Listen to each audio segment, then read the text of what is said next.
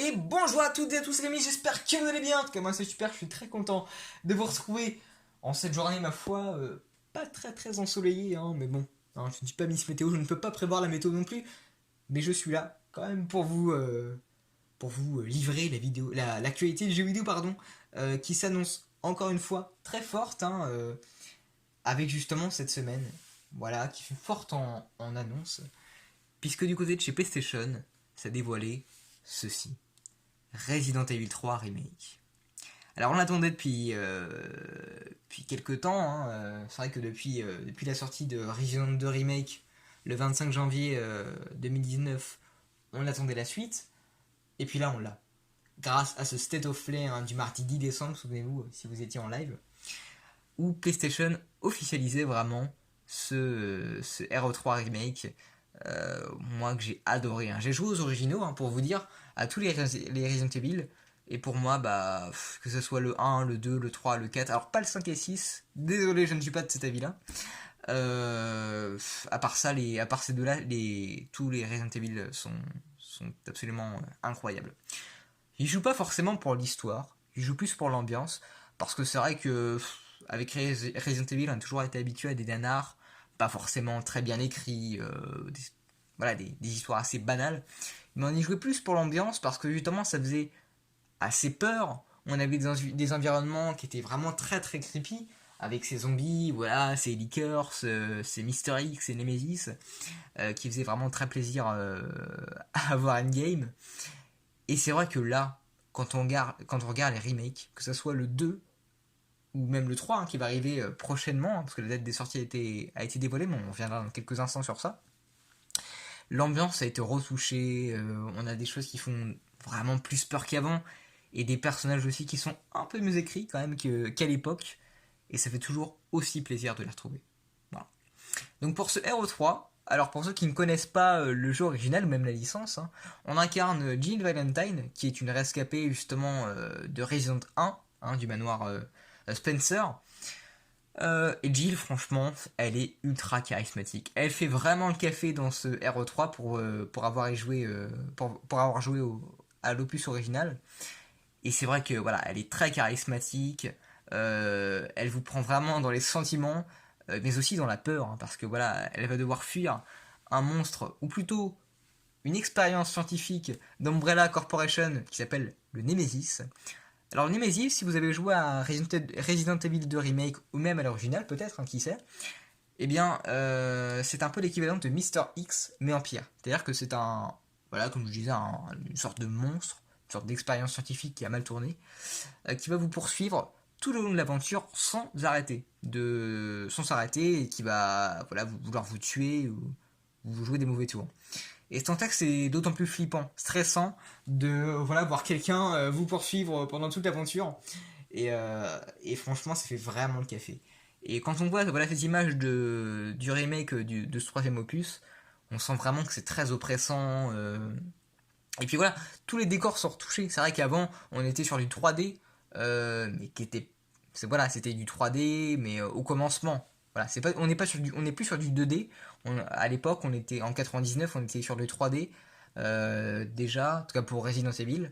Mais c'était pas hyper bien détaillé, ça faisait pas extrêmement peur. Aujourd'hui, bah, ça fait encore moins peur, hein, forcément, mais on y joue toujours pour l'ambiance, donc j'ai envie de vous dire, c'est un peu la même chose.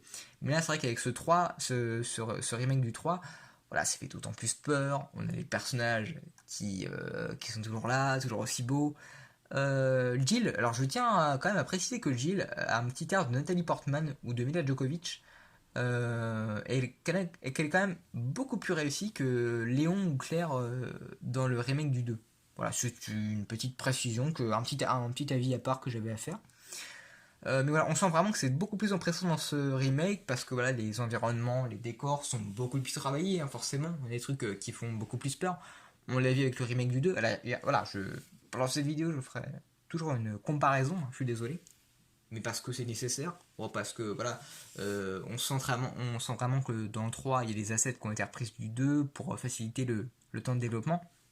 Et que forcément, quand on voit ces images, voilà, on sent clairement que tout a été remanié, tout a été refait pour que ce soit d'autant plus stressant et bah, du coup envie d'y jouer quoi.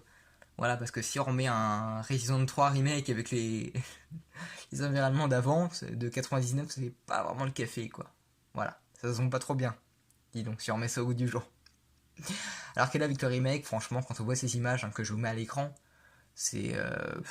On en a vu très peu, hein. Franchement, je crois qu'il y a. La bande-annonce hein, qu'on a vu au State of Play durait pas plus de 3 minutes. Même pas 3 minutes, je crois. Et ça donnait vraiment envie.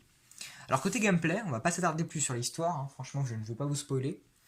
Côté gameplay, je pense, vu comment le jeu a été annoncé, qu'on aura plusieurs vues. On aura une vue à la première personne et une vue à la troisième personne comme Resident Evil Remake. Mais je pense qu'ils ont voulu garder la première personne parce que justement dans RE7 ça marchait bien. Ce côté un peu immersif qu'avait voilà, testé RE7 à l'époque. Et c'est vrai que ça pourrait être un très très bon jeu en VR aussi. Hein. Enfin, si c'était en vue subjectif pardon, ça serait vraiment pas mal. Donc voilà. Côté date de sortie, le jeu sera disponible à la grande nouvelle, pas le 31 mars comme diraient les rumeurs de, des derniers jours, mais il sortira bien le 3 avril 2020. Alors c'est une date bah, qui coïncide tout d'abord avec le titre, hein, Resident Evil 3, le 3 avril, voilà. Alors pourquoi déjà il sort si rapidement bah, déjà c'est pour créer une continuité. Hein. C'est vrai que le jeu hein, voilà, est en fait une préquelle du 2, mais le 2 est sorti avant le 3, hein, forcément, donc on est obligé de suivre la continuité de l'époque. Mais ça fait toujours autant plaisir de retrouver le jeu bah, disponible pas si longtemps après la suite du 2, parce que on l'attendait vraiment, parce que voilà, il y avait plein de petits indices en plus qui nous disaient que ça arrivait dans pas si longtemps, et là voilà, on a eu l'information. Et que dire quoi. Enfin, c'est RE7. Enfin, c'est RE7, c'est RE3, pardon. Et c'est inoubliable. Alors, le jeu, par contre, n'est pas très très long. Je tiens à vous préciser. C'est pas 5 heures de jeu. Hein. C'est environ même pas une dizaine d'heures. Alors, on remarque quand même que des ajouts de points de scénario en plus pourraient être ajoutés. Alors, ce qui serait bien, hein, d'ailleurs.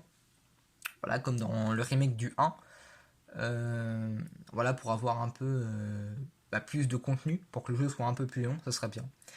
Et en tout cas, bah, moi je suis toujours là à vous livrer les informations. Si on peut avoir une démo aussi très rapidement sur le jeu comme son prédécesseur, ça serait bien aussi pour avoir un avis plus cerné voilà, sur ce qui va nous attendre. Et en tout cas, bah, moi je suis toujours au courant de ce qui se passe au niveau de l'actu, hein, sur Twitter, sur Instagram, sur YouTube, sur les journaux, je suis toujours actif, très actif à l'information. Donc si jamais il y a un truc qui se passe au niveau du jeu, je vous tiendrai au courant. Sur ce, bah moi j'ai été très très content. Vous connaissez mon amour pour la série Resident Evil.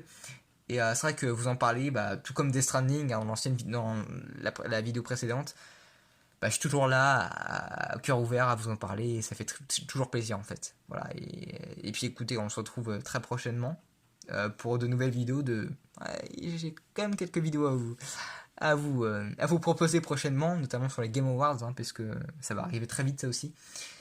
Et donc du coup, bah, on se retrouve très prochainement pour de nouvelles vidéos, pour de nouvelles aventures du jeu vidéo. À bientôt.